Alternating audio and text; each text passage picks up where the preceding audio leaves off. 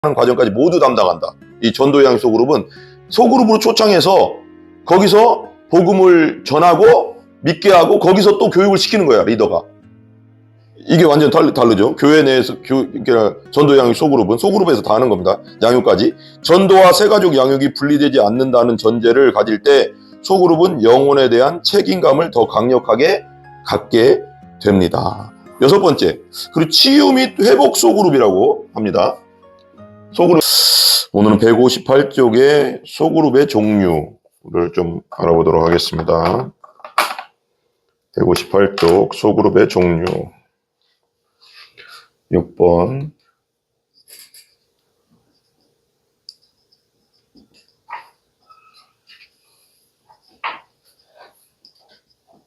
소그룹의 종류 좀 알아보도록 하겠습니다.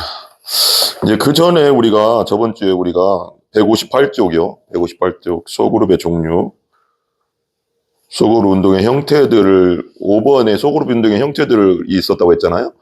1번이 속회고 감리교창시 요한 웨슬레가 했고 존 웨슬레가 구역조직 여의도 순교공교회 조용기 목사 2번, 그리고 3번이 G12, G12 콜롬비아 보고타의 세자르 카스테야노스가 있고, 네 번째가 가정교회 중국에 있는데 또 우리나라 또 가정교회 있죠. 5번째 가정교회 휴스턴 서울교회 최영기 목사님. 우리나라에서도 이 모임이 지부별로 있더라고요. 그리고 셀, 우리 지구촌교회나 우리나라에서도 많이 하죠. 셀, 랄프 네이버, 또 싱가포르 교회들이 많이 하고 있습니다. 그리고 주일학교, 미국 남침내 교회들인데 이 주일학교는 유아, 유치, 초등생 주일학교 우리는 그렇게 부르는데 이게 모든 주일학교입니다. 작년부에 이르기까지 주일 성경 공부입니다. 이게 주일 성경 공부가 미국 남침내 교회들이 있고, 기도 소그룹 우리가 하고 있는 거죠. 빌트모어 제1침례교회와 세미안 교회와 강남중앙교회에서 하고 있는 거, 우리 월드사역에서 하는 기도 소그룹, 기도하는 목장, 그런 겁니다. 그런 거, 이제 그 8가지의 기도 소그룹 운동의 형태들이 있었다고 말씀드렸습니다. 오늘은 소그룹의 종류 있죠. 소그룹의 종류. 첫 번째, 뭐가 있어요? 구역 소그룹이 있습니다. 구역 소그룹. 소그룹의 종류 중에 구역 소그룹. 구역 소그룹. 홈셀 그룹이라고 하는데 사도행전 2장 46절입니다. 사도행전 2장 46절. 한번 보겠습니다. 사도행전 2장 46절. 사도행전 2장 46절입니다.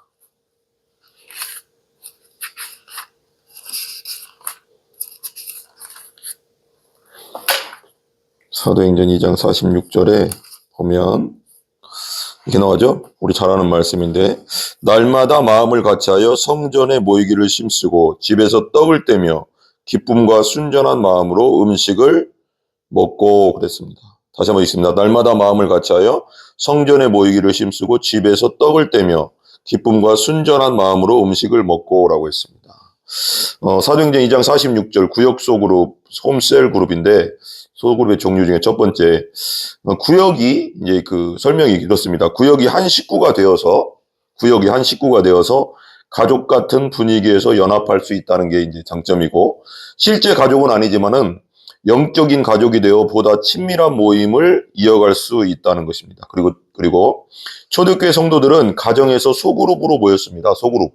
원래 이렇게 가정에서 이렇게 소그룹, 이제 성전에서 이제 성전 그 회랑, 솔로몬의 회랑에서 사도들이 이제 성경을 가르쳐주고 하나님 말씀을 나누고 예수님에 대해서 얘기해주고 하면 이제 그 각 가정별로 이제 가정으로 이제 흩어져 가서 속으로 또 모였습니다. 사도 바울은 가정을 중심으로 선교를 했고, 그러니까 초대교회 때 바울이 선교 여행할 때도 처음에는 가정교회에서부터 시작됐어요. 가정의 교회를 세웠습니다. 그러므로 가정교회는 초대교회의 대표적 형태입니다.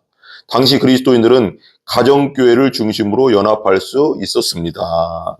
두 번째는 소그룹의 종류 두 번째는 제자훈련 소그룹입니다. 제자훈련 소그룹. 제자훈련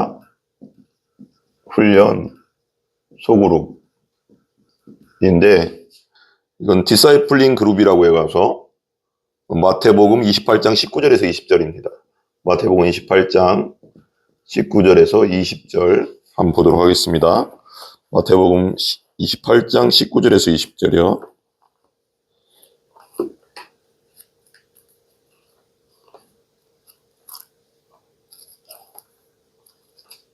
마태복음 28장 19절에서 20절. 우리 예수님이 마지막 이제 승천하시면서 하신 말씀이죠. 19절 20절. 그러므로 너희는 가서 모든 민족을 제자로 삼아 아버지와 아들과 성령의 이름으로 침례를 베풀고 내가 너희에게 분부한 모든 것을 가르쳐 지키게 하라. 볼지어다 내가 세상 끝날까지 너희와 항상 함께 있으리라. 예수님 승천하셨지만 우리 영혼 속에서 부활하신 예수님 우리 안에 계셔서 영원토록 함께 하신다고 하셨습니다. 근데 여기 이제 그 앞에 19절이 중요하죠. 모든 민족을 제자로 삼아 아버지와 아들과 성령의 이름으로 침례를 베풀어라. 그래서 제자 훈련 소그룹이라고 해서 디사이플링 그룹 두 번째, 소그룹의 종류 두 번째는 이 특징이 뭐냐?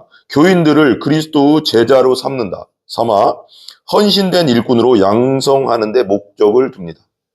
다시 한번요. 교인들을 그리스도 제자로 삼아 헌신된 일꾼으로 양성하는 데 목적을 둡니다. 두 번째는 교육과 양육이 큰 비중을 차지합니다. 이건 교육과 양육이 큰 비중을 차지합니다. 그러니까 이게 이제 원래는 이 제자훈련 소그룹은 1980년 이전까지 70년 말 이전까지는 뭐 CCC나 내비게이터나 뭐 이런 말하자면 대학생 선교회 이런 데서 이렇게 말하자면 계속 성경 공부하면서 제자 키우고 막 하면서 그렇게 소그룹이었는데 이제 오카노 목사님이 우리나라에서 이제 미국에 유학 갔다 오면서 거기 또 CCC 그런 데 다 돌아보고 내비게이터도 돌아보면서 이제 우리나라에서 교회로 이제 갖고 들어왔죠. 그래서 제자훈련, 성경 공부 제자훈련을 본격화하기 시작해서 초대 오카노 목사님 처음에 개척했을 때 소그룹 모임별로 계속 성경 공부를 계속 인도했대요. 이제 그래서 진짜 시간이 없을 정도로 진짜 바쁘게 그렇게 했다고 합니다. 그래서 교육과 양육이 큰 비중을 차지합니다. 이 제자훈련. 성경 공부의 양 오카노 목사님의 제자훈련이 이쪽에 속할 것입니다. 믿음을 함께 나누는 소그룹은 제자훈련을 하기에 가장 효과적인 환경이며 소그룹 3명에서 12명 사이라고 했죠. 근데 우리로 따지면 한 8명에서 12명 사이로 하는 게 제일 참 좋지 않을까 하기에 가장 효과적인 환경이며 예수 그리스도에게 헌신한 제자를 세우고 헌신은 뭐예요? 완전히 예수님께 나를 몸신이잖아요. 나를 완전히 드린 사람이죠. 헌신한 제자를 세우고 파송할 수 있는 장점을 갖고 있습니다. 세 번째는 소그룹의 종류 세 번째 언약 소그룹입니다. 언약 소그룹.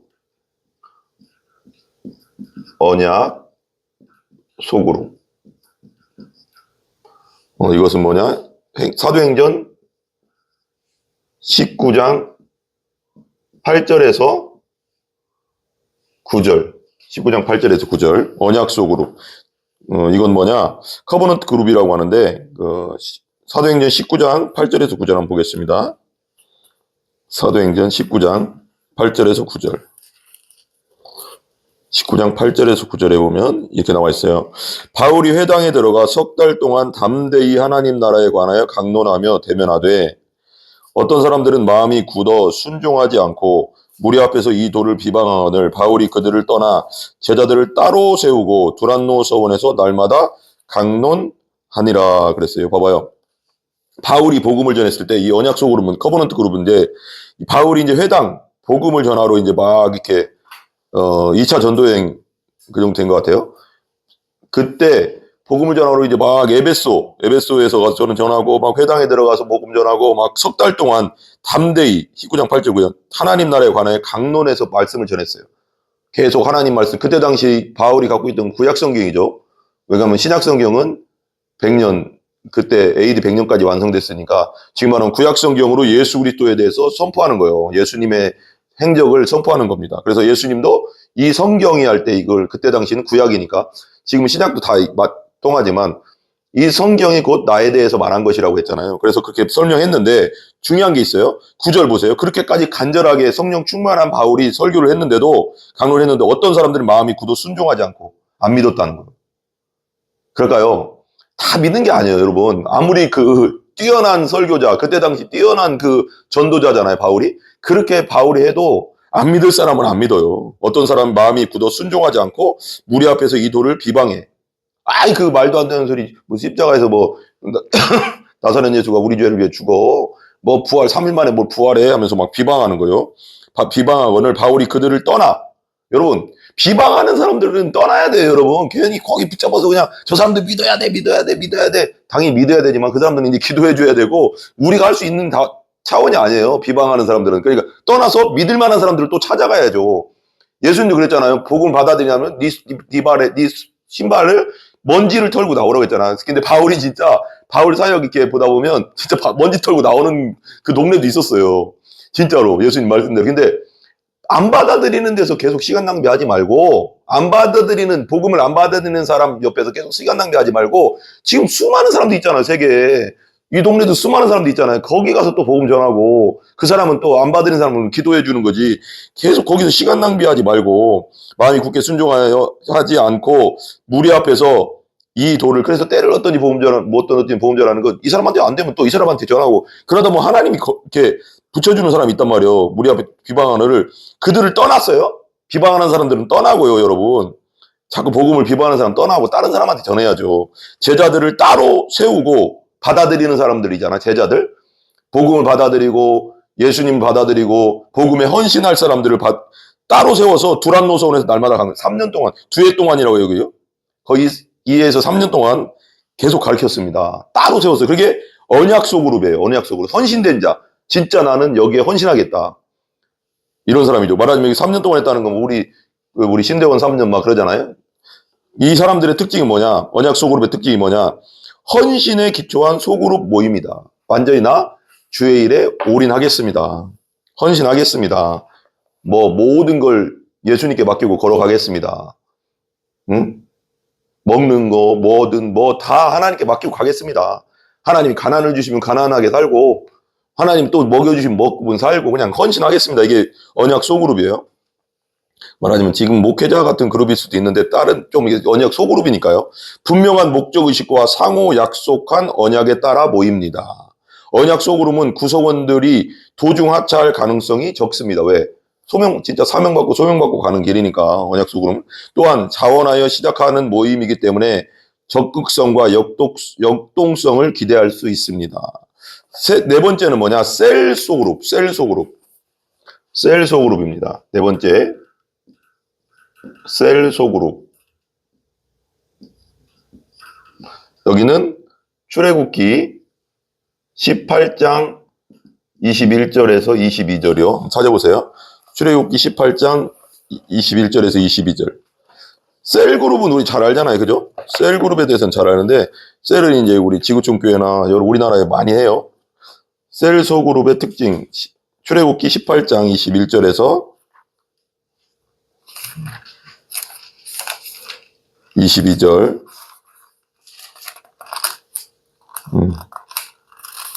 18장 21절에서 22절 같이 한번 읽어볼까요?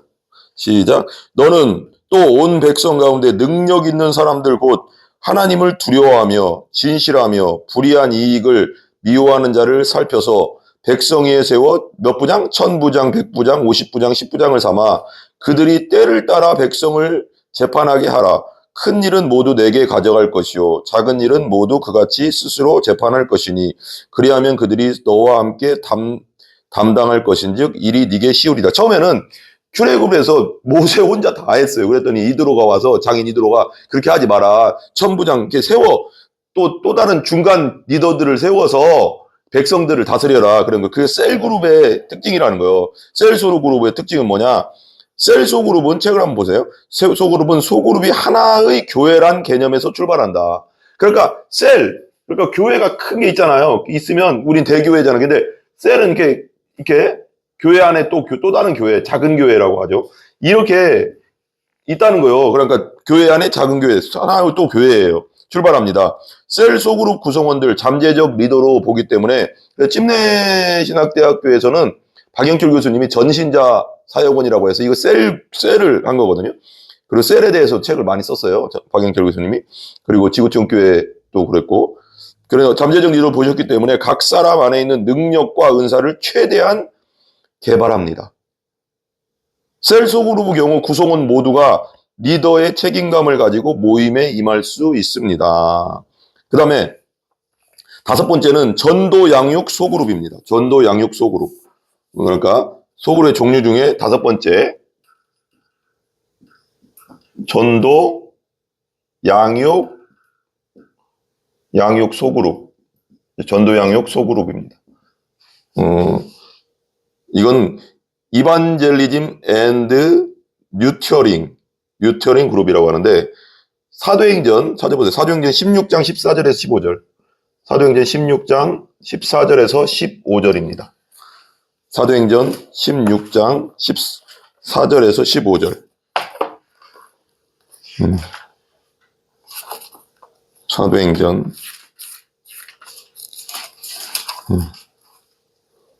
16장 14절에서 15절이에요. 같이 읽어봐요. 14절에서 16장 14절에서 15절 같이 읽어보겠습니다. 시작. 두아디라시에 있는 자색 옷감 장사로서 하나님을 섬기는 뭐라고요? 루디아라는 한 여자의 말을 듣고 여자가 말을 듣고 있을 때 주께서 그 마음을 열어 바울의 말을 따르게 하신지라. 그러니까 복음을 전할 때 마음 문을 열어주시는 분은 누구다? 주님이 열어주셔서 믿게 하시나요? 그와 그 집이 다 침례를 받고 우리에게 청하여 이르되 만일 나를 주 믿는 자로 알거든 내 집에 들어와 유하라 하고 강권하여 머물게 하니라. 그러니까 봐봐요. 이 전도 양육 소그룹은 무슨 뜻이냐? 특징이 기존 성도들의 교제 활동을 넘어 직접 비신자를 양육하고 헌신하는 소그룹이다. 그러니까 이게 뭐냐면 그 소그룹으로 비신자들을 초청하는 겁니다. 교회로 초청하는 게 아니라 소그룹으로 초청해서 거기서 전도에서부터 새 가족을 양육하는 과정까지 모두 담당한다. 이 전도 양육 소그룹은 소그룹으로 초청해서 거기서 복음을 전하고 믿게 하고 거기서 또 교육을 시키는 거야, 리더가. 이게 완전 다르죠. 교회 내에서 전도 양육 소그룹은 소그룹에서 다 하는 겁니다. 양육까지. 전도와 새가족 양육이 분리되지 않는다는 전제를 가질 때 소그룹은 영혼에 대한 책임감을 더 강력하게 갖게 됩니다. 여섯 번째, 그리고 치유 및 회복 소그룹이라고 합니다. 소그룹의 종류 중에 치유 및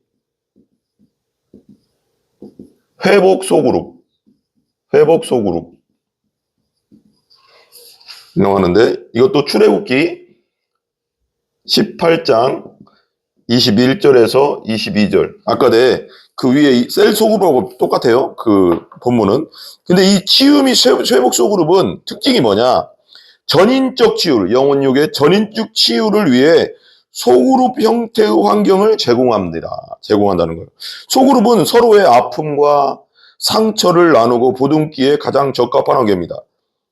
그러니까 이 소그룹, 치유와 회복 소그룹은 이 소그룹의 종류 중에 이 소그룹은 서로의 아픔, 상처, 고통, 그리고 말 못할 것들을 내놓고 기도하고 또 서로 위로해주고 그렇게 하는 거죠. 나눈 거 보는 게 가장 적합하다. 그러게 이게 그러니까 우리 목장에서 하는 거랑 비슷한데 현대 사회의 다양한 병폐로 인해 아픔을 겪는 사람들이 늘어나고 있습니다. 그렇죠? 대표적으로 중독 증세, 술, 마약, 담배, 도박, 게임, 유튜브, 틱톡, 쇼츠, 오줌 다 중독이 많잖아요. 중독이 돼요, 자꾸. 그죠? 중독 증세. 그 다음에 엮이는 가정으로 인한 내적 상처. 그러니까 어렸을 때 그 부모로부터 받은 상처, 어려움, 그리고 가정의 좀 어려움, 그런 것들 때문에 엮이는 가정으로 인한 내적 상처, 각종 육체적, 정신적 질환으로 고통받고 있습니다. 이런 현실에서 교회 소그룹이 감당해야 할 역할은 더욱 큽니다. 그러니까 크게 우리 다 대예배 드릴 때는 다 얘기를 할 수가 없잖아요. 근데 소그룹에서 진짜 딱 모여가서 예수 안에서 서로 거리낌 없이 서로 어려움이나 고통이나 중독이나 자기의 부족한 점이나 자기의 죄성이나 이런 걸 얘기하면서 기도해 주면서 거기서 회복과 치유가 이루어지는 거죠.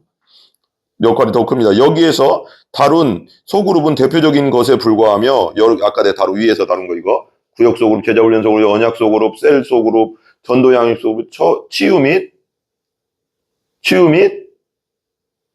회복 소그룹, 이런 소그룹은 다양한 대표적인 것에 불과하며 이외에도 다양한 성격의 소그룹들이 존재합니다. 참고로 이 중에서 오늘날 한국교회에서 가장 보편적인 소그룹 형태로는 구역 소그룹, 저기 있잖아요. 갑자기 여기 여의도 순복음교회에서 했던 거, 제자훈련 소그룹, 뭐 사랑의 교회, 그 다음에 뭐 셀그룹, 뭐 지구촌교회, 이런 종류들이 대표적으로 있습니다. 근데 우리 목장교회, 우리 월드에서 하는 목장 소그룹은 뭐냐? 기도하는 소그룹. 서로 마음을 나누고, 기도하고, 또 기도하고, 이렇게 나누는, 그렇죠? 기도하고 나누고, 서로 그룹하는 죠. 7번째, 교회 소그룹 넘겨주시면 160쪽에, 교회 소그룹이 세상의 소그룹과 차별되는 것이 무엇인지 기억합시다. 세상의 소그룹이 몇 개 있죠? 세상에서 왜 모여요? 동창회로, 동아리로, 우리 대학 가면 동아리, 뭐 요즘 많아요. 인터넷이 많이 발달됩니다. 술 모임, 또래 모임, 뭐 별게 다 있더라고요. 76 모임, 그리고 또 뭐지? 차 종류별로 또 모이대요. 스포티지 차 타는 사람 모여 해서 막 블로그 있고, 모닝 타는 사람 모여 해서 또 그래서 모여서 한 달에 한 번씩 이렇게 막 정모도 하고, 막 모임도 갖고, 놀러도 가고, 막 그렇게도 가더라고요. 또 등산 모임, 달리기 모임도 있어요. 인터넷에 보니까 식사 모임, 혼자 먹는 사람 많잖아요. 혼밥. 그래서 그 동네에 그냥 같이 그런 모임을 가져서 같이 밥 먹는 그룹도 있고. 근데 이 교회 소그룹과 세상의 소그룹의 차별되는 것이 무엇인가? 첫 번째, 교회 소그룹은 인간적인 즐거움을 넘어 영적 성장을 경험하게 합니다. 이게 되게 중요하죠. 인간적인 즐거움, 세상의 소그룹들은, 그런 동아리나 모임들은 인간적인 즐거움을 위해서 모이는 거잖아요. 근데 이건 영적 성장을 위해서, 경험을 하기 위해서 교회 소그룹 모이는 거다. 교회 소그룹은 하나님의 임재 가운데 그분이 뜻하신 바를 향해 나아가게 합니다. 그리고 교회 소그룹이든 세상 소그룹이든 기본적으로는 사람들의 모임을 기초로 하기 때문에 기본적으로 모여야 되니까 즐거운 분위기가 만들어지기 마련입니다. 하지만 세상의 소그룹이 주는 즐거움은 단순하고 일시적인 재미나 개인의 유익을 위한 수단에 그치는 거죠. 그죠? 딱 거기죠. 근데 교회 소그룹에는 즐거움도 있고 행복도 있지만 즐거움 이전에 소그룹을 향한 하나님의 뜻과 하나님의 계획이 존재한다는 거예요. 그 소그룹 안에. 그죠? 우린 모이는 목적이 다르잖아요. 교회 소그룹은. 그죠? 그렇기 때문에 교회 소그룹에서는 하나님을 향한 신앙이 자라나고 영적 성장을 경험할 수 있습니다. 그래서 대예배와 소그룹이 똑같이 같이 잘 가야 됩니다. 그냥 다른 교회 구역 만드니까 우리도 만든다 이게 아니라 정말 중요한 겁니다. 소그룹이. 계획을 존재합니다. 그렇기 때문에 교회 소그룹에서는 하나님을 향한 신앙이 자라며 영적 성장을 경험할 수 있습니다. 게다가 다른 지체의 통찰력과 경험을 통해 한 단계 더 성장하며 새로운 것을 배울 수 있는 환경이 조성되기 때문에 영적 성숙이 일어날 수밖에 없습니다. 다른 지체가 말하는 거 있잖아요. 나도 이런 옛날에 그런 어려움이 있었어. 물질의 어려움이 있었거든. 근데 하나님께 기도해서 이렇게 해도 하나님이 도와주시더라고. 까마귀를 보내주시더라고. 이렇게 해서 해결되고. 나도 기도해야 되겠구나. 그럼 또 나는 이런 병이 있었는데 하나님께 기도하면서 마음에 평안과 병이 나았어. 나 이런 막 우울했었는데 어떤 일 하나님 안에서 말씀 안에서 이런 말씀으로 내가 위로를 받고 다시 회복됐어 하면서 그렇게 이제 회복되는 거잖아요. 대화 속에서 통찰력과 경험을 통해 한 단계 더 성장하게 된다. 다른 지체의. 그리고 영적 성숙이 일어날 수밖에 없다. 그러므로 우리는 이런 차이를 기억하면서 영적 자부심을 가져야 된다는 거예요. 교회 소그룹에 임하고 참여해야 된다는 겁니다. 동시에 세상의 소그룹을 따라가려는 실수를 범하지 않도록 주의해야 합니다. 우리 교회 소그룹은 하나님 안에서, 예수님 안에서, 성령 안에서 모이는 그룹이에요. 말씀 안에서 모이는 그룹이지 세상에서 모이는 그룹처럼 막 수다나 떨고 그런 게 아니라고요. 그냥 무조건 수다 떠는 게 아니라고요. 그 아픔과 고통과 힘듦을 나누면서 서로 기도해주고 그리고 그 안에서 응답받고 서로 눈물을 흘리고 기뻐하면서 정말 하나님 안에서 자라가는 소그룹이라는 거죠. 8번째, 하나님이 소그룹을 통해 어떤 일을 행하기를 원하시는지 늘 그분의 음성에 귀 기울입시다. 하나님 뜻에 주 안에서 성령 안에서 복음 안에서 성삼위일체 하나님 안에서 민감한 소그룹은 자연스럽게 하나가 될 수밖에 없어요. 하나. 그죠? 예수님 안에서 하나가 되는 거죠.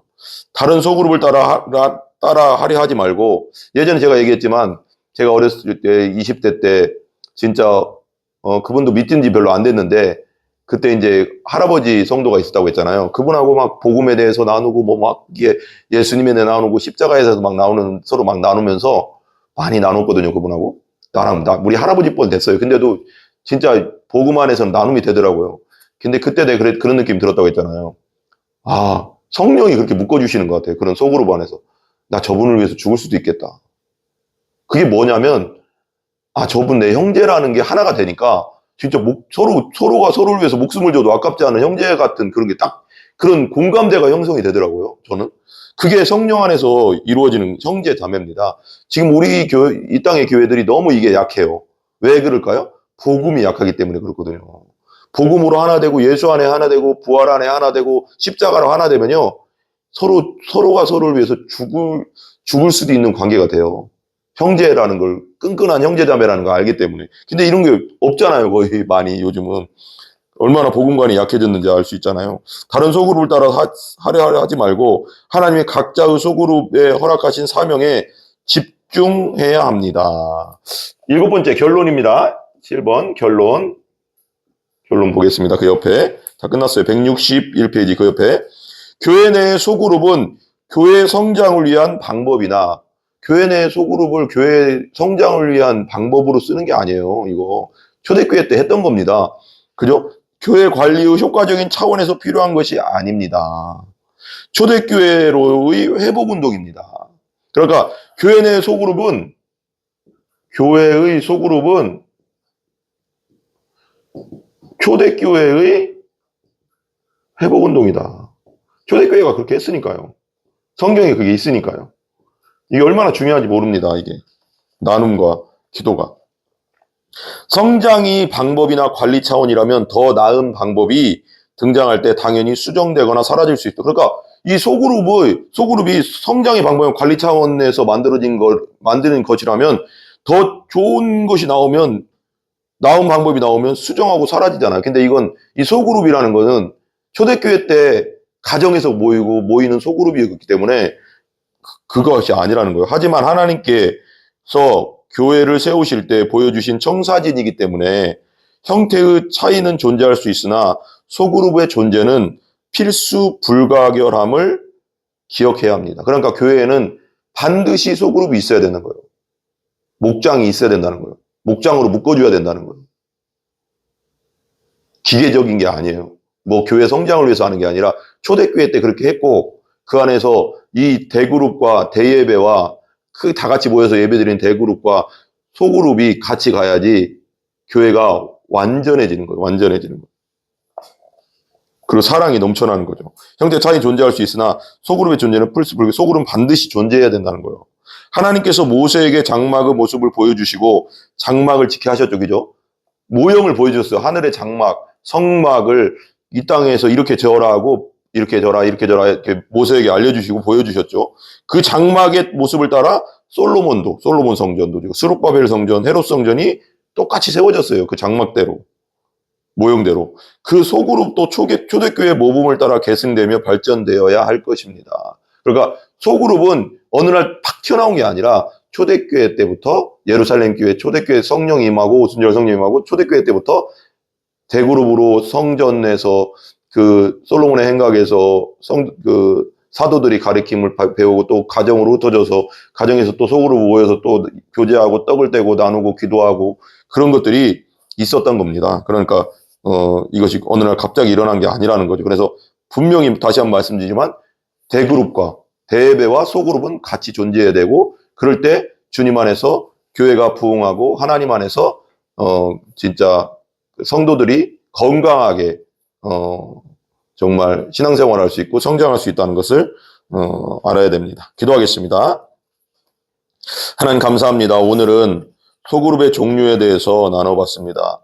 아버지 하나님, 우리 목장으로 부흥하는 교회, 우리 목장이 기도하는 목장이 우리 교회 안에 잘 아버지 하나님, 우리 기도하는 소그룹 목장이 잘 정착되게 하여 주시고 우리 성도들이 모여서 서로가 서로를 위해서 기도해 줄 때마다 통성으로 기도하고 서로 개인적으로 기도해 줄 때마다 그 기도가 하나님 안에서 응답되게 하여 주시고 그 아픔과 고통들이 아버지 하나님 주님 안에서 깨끗하게 치료되게 하여 주시옵소서. 함께하여 주시고 아버지 하나님 그 안에서 또 구원이 일어나게 하여 주시옵소서. 예수 그리스도의 존귀하신 이름으로 기도합니다. 아멘. 우리 주기도문을 마치겠습니다. 하늘에 계신 우리 아버지여 이름이 거룩히 여김을 받으시오며 나라의 임하옵시며 뜻이 하늘에서 이루어진 것 같이 땅에서도 이루어지이다. 오늘날 우리에게 일용할 양식을 주시고 우리가 우리에게 죄 지은 자를 사하여 준 것 같이 우리 죄를 사하여 주옵시고 우리를 시험에 들게 하지 마옵시며 다만 악에서 구하옵소서. 대개 나라와 권세와 영광이 아버지께 영원히 있사옵나이다. 아멘. 하나님께 영광 돌립니다.